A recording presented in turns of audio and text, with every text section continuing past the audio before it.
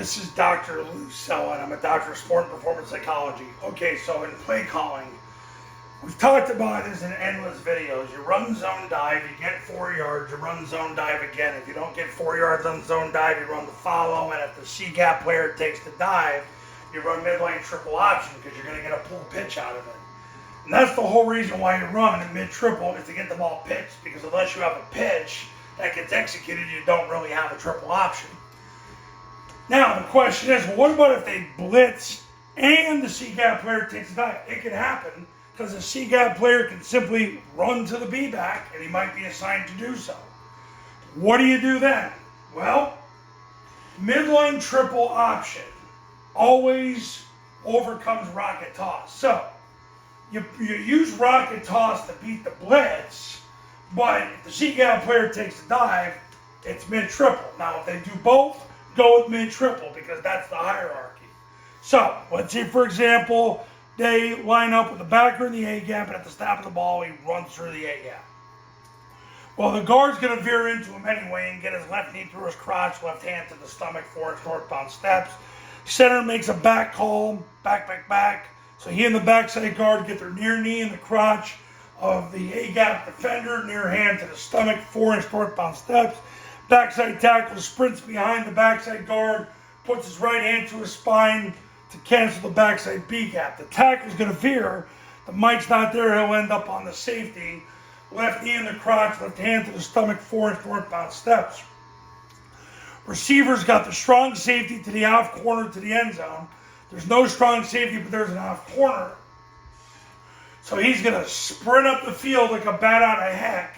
When he gets 1 yard away from the corner, he'll throw his hands through his sternum, and then it's 4 northbound steps from there. The A-back counts. 1, 2, corner, there's the extra player. He has the extra player. Takes 3 flat steps, steps at 45 degrees, puts his left knee through the crotch of the extra player, left hand to the stomach, 4 northbound steps. Backside receiver sprints to the goalpost. Quarterback takes the snap, jumps backside, points the ball. It's the B-back's ball who sprints through the ball, through the play side hip of the guard, and through the end zone. Unless number 1 cancels the bait.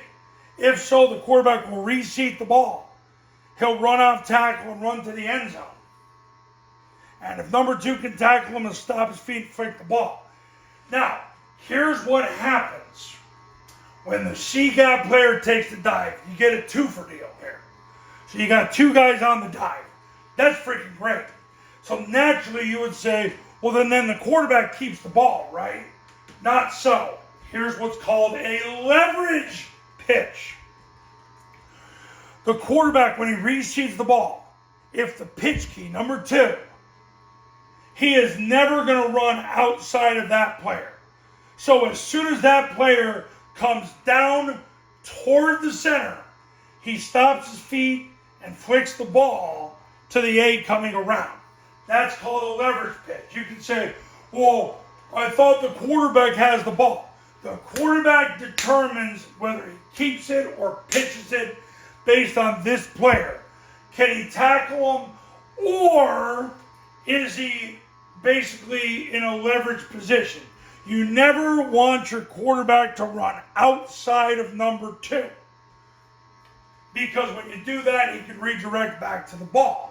As soon as that player comes down, the quarterback gets rid of the ball. Now, he might, because if it happens fast, when he receives the ball, he might have to stop, drop his right foot back, and roll the ball off his fingertips to the A coming around. That's usually how to defeat the blunt stunt, with number 1 and number 2 coming hard. It's like being on fire. You stop, you drop, and you roll. So he'll receive the ball, drop his right foot back, roll the ball off his right fingertips to the A coming around. So really, when it comes to number 2, you never want the quarterback running outside of number 2. Even if he's taking the dive. That's called a leverage pitch. Because if you do that, he can redirect back to the quarterback.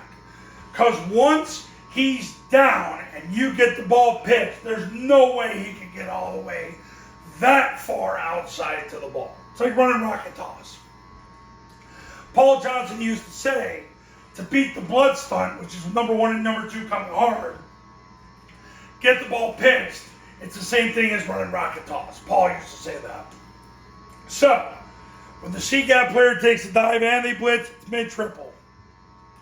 And also, we make sure that the quarterback takes the snap, jumps backside, points the ball. It's the B's ball. 1 takes the B, the quarterback re-sees the ball.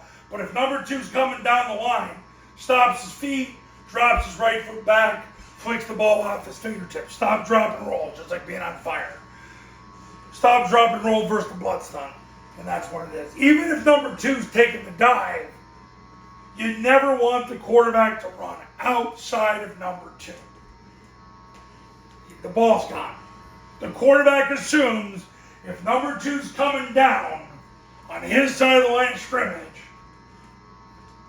then it's, meaning the defensive side of the line of scrimmage, that the ball's got to get pitched. So that's how that goes. Coaches, when you're ready to become a client, give me a call. 570-332-0265. 570-332-0265. Talk soon.